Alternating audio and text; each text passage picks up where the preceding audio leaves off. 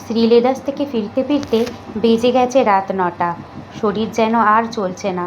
মনে হচ্ছিল না যে রান্নাঘরে ঢুকে কিছু বানাই, কিন্তু বরের যে হুকুম। সকালে এনে দিয়েছিলাম চিকেন, ম্যারিনেট করে রেখেছিলে, কখন বানাবে? দই দিয়ে গোলমরিচ দিয়ে চিকেনটা ম্যারিনেট করে রেখেছিলাম ফ্রিজের মধ্যে বেশ অনেকটাক্ষণ। আর কিছুটা রসুন, তার সাথে কিছুটা লঙ্কা শুকনো কড়াইতে একটু ভেজে নিয়েছিলাম।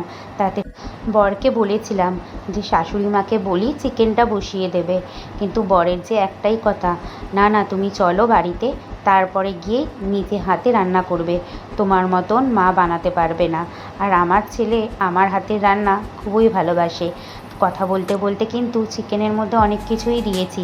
হলুদ পরিমাণ মতো, স্বাদ মতো নুন, অল্প একটু জিরের গুঁড়ো, সামান্য ধনের গুঁড়ো, তার সাথে দিয়েছিলাম কিছু কোচানো ধনেপাতা।